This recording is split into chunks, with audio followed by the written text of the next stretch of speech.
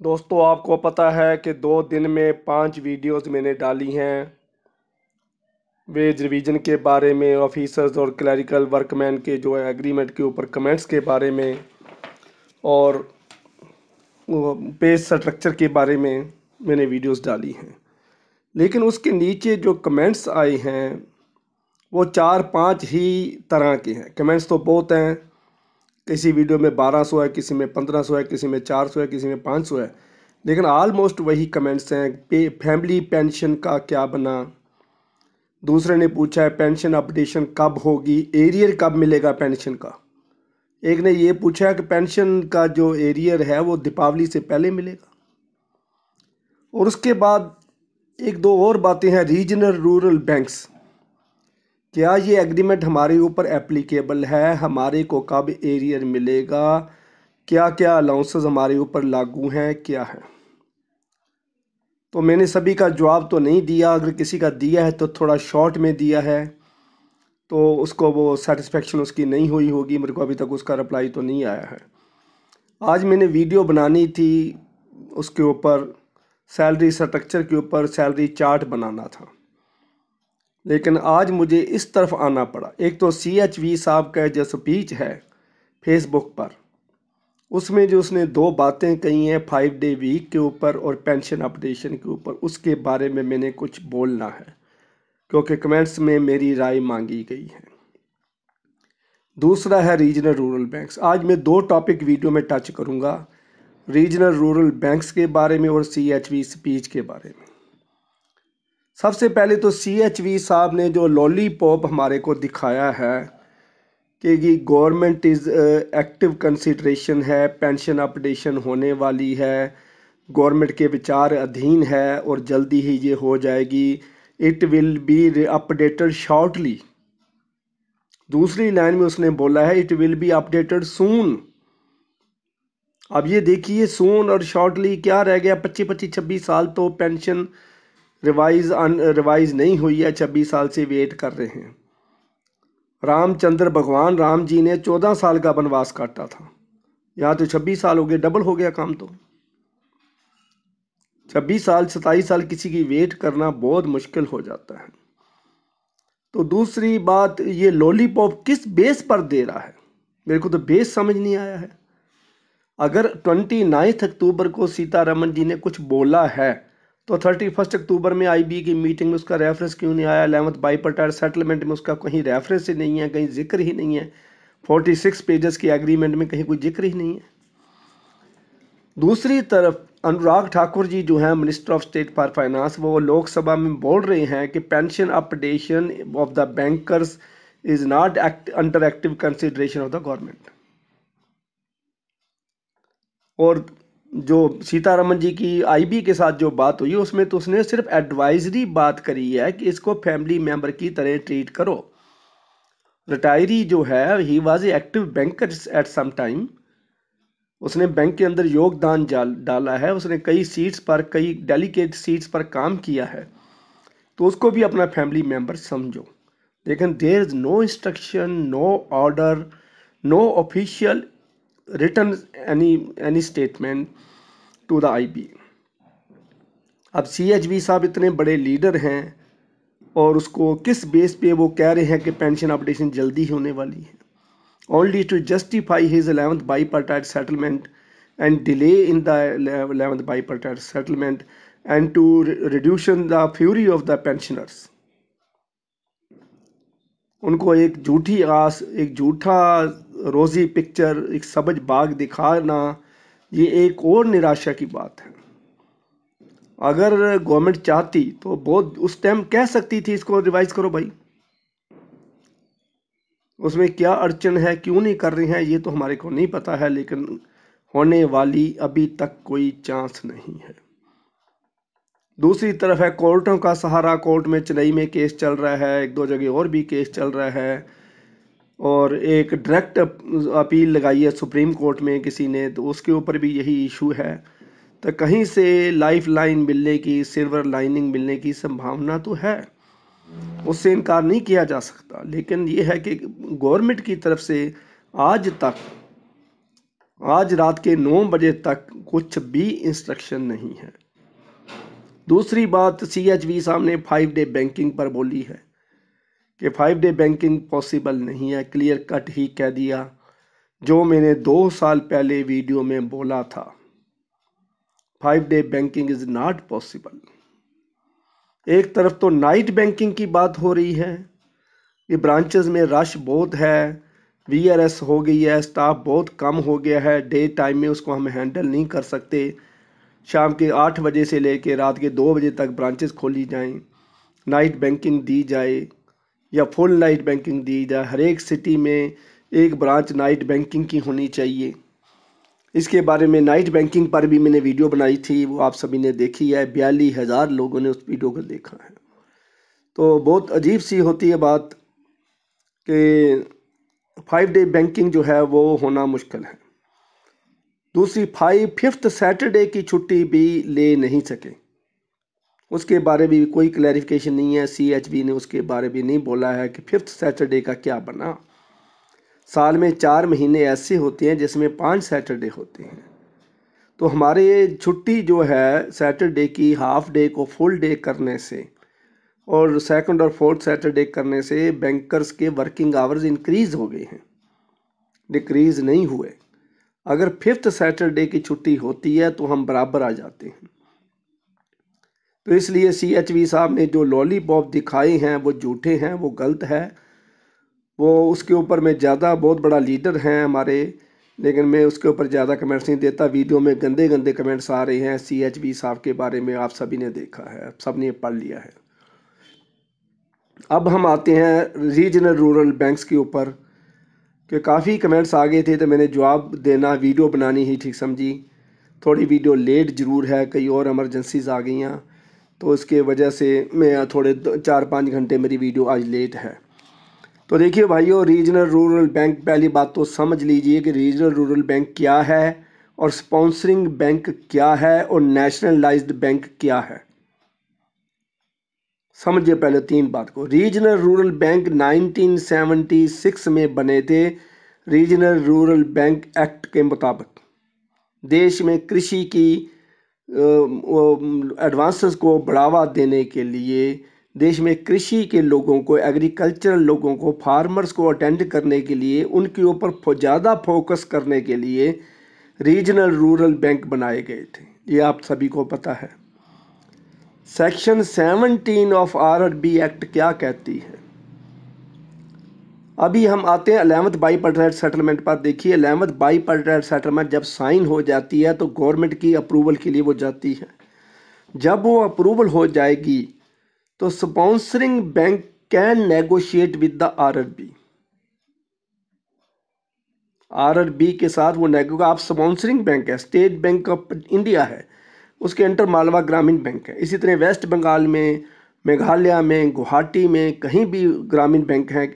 43 ग्रामीण बैंक हैं।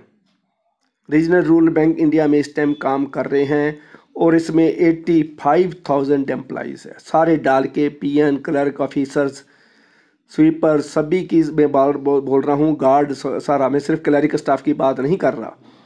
तो 85,000 टोटल स्टाफ है। तो इसी के ऊपर देखिए भाइयों, ये पूरी तरह लागू है।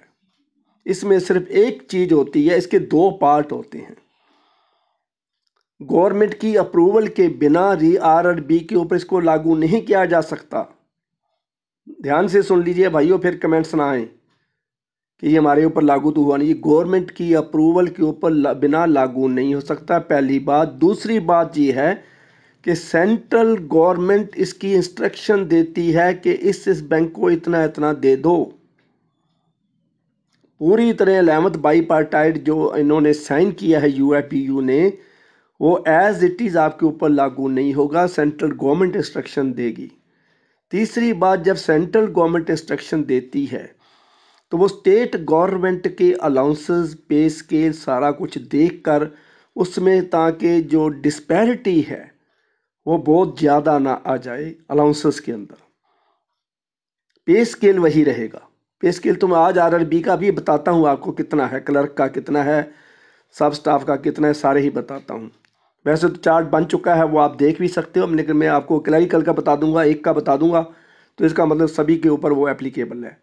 अलाउंसेस में यूनिफॉर्मिटी पूरे इंडिया में नहीं है। चौथी बात सुन लो भाइयों आरआरबी के बारे में, अलाउंसेस में डिफर। पंजाब में कुछ और है, गुवाहाटी में कुछ और है, वेस्ट बंगाल में कुछ और है, दार्जिलिंग में जो बैंक है वो कुछ और है, उसका ट्रांसपोर्ट अलाउंस चेंज हो सकता है, सीसीए कुछ और हो सकता है, एचआरए कुछ और हो सकता है। उसके अंदर जो मान लीजिए ऑफिसर को लोकेशन अलाउंस मिला है या दूसरा अलाउंस उन्होंने लर्निंग अलाउंस रखा है, वो that allowance can differ from state to state. PO की सैलरी के बारे में प्रोबेशनरी ऑफिसर जो आया है आरआरबी में, उसकी मैं अलग वीडियो बना रहा हूँ, इसलिए मैंने दो वीडियो आज जो बनानी थी, वर्कमैन का सैलरी चार्ट और ऑफिसर्स का सैलरी चार्ट, उसको छोड़कर आज मैं ये वीडियो बना रहा हूँ क्योंकि आरआरबी के काफ़ी कमेंट्स आ गए थे। तो रीजनल रूरल बैंक्स में ऐसा ही है और सिस्टम आपने समझ लिया।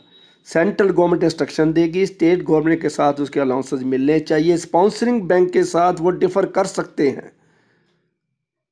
मान लीजिए जो Punjab national bank west Bengal में है, तो दार्जिलिंग में जो ग्रामीण बैंक है वो पंजाब नेशनल बैंक के ऑफिसर के या क्लर्क के जो अलाउंसेस हैं सारे वो ग्रामीण बैंक को नहीं मिलेंगे, दे दैट में डिफर।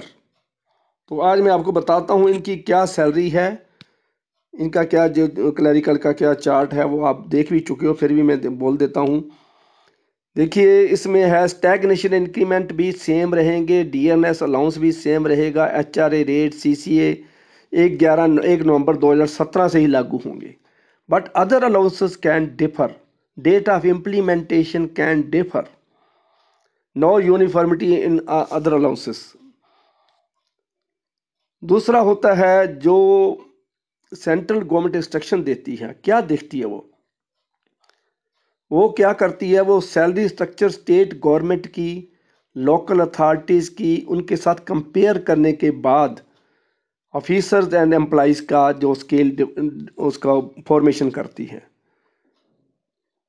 तो इसलिए जो क्लरिकल का स्केल है 17,900, तो आपको पता ही है लास्ट उसकी 47,047,920 है और 65,830 पर उसकी सैलरी ख़त्म हो जाएगी।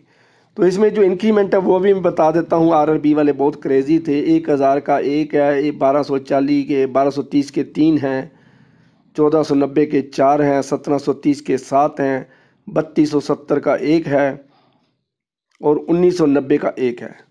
ऐसी तरह स्टाफ, सब स्टाफ जो subordinate staff, clerk, messenger, guard, sweeper सभी इसमें आते हैं, पार्ट टाइम स्वीपर को छोड़कर। 14,500 से बेसिक पे स्टार्ट होती है, 28,145, उसके बाद स्टैग्नेशन इंक्रीमेंट है इसके 9 स्टैग्नेशन इंक्रीमेंट 1,000 रुपये के हैं, 37,37,145 पर इसकी बेसिक पे ख़त्म होती है। तो जैसे स्टैग्नेशन इंक्रीमेंट स्पॉन्सरिंग बैंक में है, जो आपका स्पॉन्सर बैंक है, चाहे वो पंजाब नेशनल बैंक है, चाहे वो स्टेट बैंक ऑफ इंडिया है, चाहे वो दूसरा कोई बैंक है, तो उसको तो ग्रामीण बैंक के ऊपर, रीजनल रूरल बैंक के ऊपर क्लरिकल जैसे है तो 9 इंक्रीमेंट्स लेगा वंस इन 2 ईयर। पहले ये 3 साल था, अब 2 साल क्लरिकल में, और ऑफिसर्स के लिए भी सेम कर दिया है इन्होंने। सब स्टाफ का जो 1,000 है तो वो भी 2 साल में है। तो ये देख लीजिए भाइयों, सारा कुछ एज इट इज़ आपके ऊपर लागू है, सिर्फ अदर अलाउंसेस कैन डिफर। तो अब इसमें और कोई ज़्यादा बात बताने वाली नहीं है क्योंकि क्लरिकल का, सब स्टाफ का, ऑफिसर्स का जितना भी स्केल है, तो उसमें तो तुम्हें थोड़ा मैं आपको और भी डिटेल बता देता हूँ। जो नए में आपका जो बेसिक पे 17,900 है, क्लरिकल के लिए बोल रहा हूँ। स्पेशल अलाउंस आपका 2,936 बन रहा है, 16.4%। ठीक है, जिसका 17,900 का 16,4 निकाल लो तो ये भी बन। डी ऑन बेसिक तो 4,960 है, 23.80% बन रहा है। हाउस रेंट लोन 2,100, ऑलमोस्ट किसी का थोड़ा बहुत ये डिफर कर जाएगा, 10.25 है क्लरिकल के लिए, तो इस पूरे इंडिया में ही हो गया है तो आप डिफर नहीं करेगा। तो 2,135 रुपीज़ ये बन रहा है, तो सभी के लिए सेम है, पूरे इंडिया में सेम है। ऑफिसर्स का डिफर करेगा, ऑफिसर 3 कैटेगरी में जैसे पहले थे अब भी वैसे ही हैं। तो ग्रॉस टोटल बन गया 27,930 रुपीज़। तो इसमें आपका जो है पहले कितना था आपका, पहले भी का मैं बता देता हूँ, पुरानी सैलरी जो है वो कितनी बनती थी वो आप अभी देख लेते हैं। उसमें करीबन 3500 रुपया इंक्रीज हुई है। 3500 ग्रॉस सैलरी में जो हुई है वो है, पहली जो बन रही थी 24,200, अब बन रही है 27,930। तो इसमें से निकाल लीजिए तो 3,000 रुपये का फ़र्क पड़ा, 3,000 कुछ रुपये का फ़र्क पड़ जाता है। तो ये देखना, इतने यही same as it is RRB के ऊपर लागू है। अदर अलाउंसेस में डिफ़र, वो स्टेट टू स्टेट डिफ़र करेंगे, उसके बारे में मैं कुछ नहीं कहता। अब मैंने बता दिया है 5 डे वीक के बारे की बात होगी। पेंशन अपडेशन के बाद देखिए, पेंशन के बारे पेंशनर भाइयों बार बार कमेंट्स ना दो हमारे को, दीपावली से पहले एरियर मिलेगा, कितना एरियर बनेगा। एक ने लिखा है पेंशनर का भी चार्ट बना दो, जैसे सैलरी का चार्ट बनाया जा रहा है। पेंशन अपडेशन अभी तक एक डेड मुद्दा है IBA के लिए। ये ठीक है कि रिटायरीज ऑर्गेनाइजेशन रोज़ लेटर डाल देते हैं, रोज़ फेसबुक पे डाल देते हैं, रोज़ व्हाट्सएप पे डाल देते हैं। मैं भी वीडियो बनाई है, मैंने भी रिटायरीज़ के बारे में बहुत वीडियो बनाई है, इसीलिए मेरे को उन्होंने बहुत, मेरी दोस्ती है रिटायरीज़ ऑर्गेनाइजेशन के साथ, तो इसीलिए मुझे लेटर्स में मेरा रेफरेंस भी देते हैं, व्हाट्सएप ग्रुप में मेरा रेफरेंस देते हैं, बहुत रिस्पेक्ट करते हैं। तो इसमें देखिए क्या है कि रिटायरीज़ के साथ ज्यादती तो हुई है, नो डाउट। जब RBI की बैंक एम्प्लॉयज़ की पेंशन अपग्रेड होती है तो क्यों नहीं बाकी बैंक्स की होती, पब्लिक सेक्टर की क्यों नहीं होती। और चौथा क्वेश्चन जो बीच में और था कि ये कौन कौन से फॉरेन बैंक पर लागू है, कौन कौन से नेशनलाइज बैंक पर लागू, कौन कौन से प्राइवेट बैंक्स पर लागू है। ये एक चार्ट है और अहमद बाईपार्टाइट सेटलमेंट के बीच में लगा हुआ है, वो भी आप देख सकते हो। कल मैंने अपनी वीडियो में सभी बैंक्स के नाम भी बताए हैं, तो उसमें आप देख भी सकते हो कौन कौन से बैंक हैं, प्राइवेट बैंक्स हैं, वो सारे मैंने चार्ट पूरा बोल दिया है, बैंक्स के नाम भी बोले हैं, चार्ट मैंने वीडियो में दिखाया भी है। तो 11th बाईपार्टाइट सेटलमेंट का जो है 46, उसके अंदर ये चार्ट लगा हुआ है कौन से प्राइवेट बैंक पर लागू है। तो इतनी सी इन्फॉर्मेशन जो रीजनल रूरल बैंक्स के भाइयों दूर शंका दूर होगी। मैं आपको कोई चार्ट नहीं दिखा रहा, मैं आपको सिर्फ बोल के जो बोला है वही है, मैंने कोई सैलरी चार्ट आपका तैयार नहीं किया है। जो क्लैरिकल का स्पॉन्सरिंग बैंक का चार्ट है ऑलमोस्ट वही है, अगर थोड़ा सा डिफ़र कर जाता है। एक 1250 रुपये का किसी ने अलाउंस के बारे में जिक्र किया है, मैंने तो कहीं पढ़ा नहीं है वो 1250 रुपये अलाउंस RRB का कौन सा अलाउंस है, जब मेरे को पता नहीं चला है। तो इसलिए भाइयों जो DA है वो सेम है, पे स्केल आपका सेम है, परसेंटेज उसकी सेम है, स्पेशल अलाउंस मर्जर सेम है, सिर्फ जो अदर अलाउंसेज हैं वो डिफ़र करते हैं। जो स्पॉन्सरिंग बैंक को मिलेंगे वो आपको सारे मिलेंगे कि नहीं मिलेंगे, वो स्टेट टू स्टेट डिफ़र कर जाएंगे। तो इतनी इन्फॉर्मेशन मैंने शेयर करनी थी। मुझे आशा है कि वीडियो को शेयर करोगे, लाइक करोगे, और रिटायरीज जो ऑर्गेनाइजेशन उसमें भी शेयर करोगे, regional rural bank, sponsoring bank सभी में इसको शेयर करोगे, और सब्सक्राइब का बटन भाइयों ज़रूर दबाना है। Thank you very much.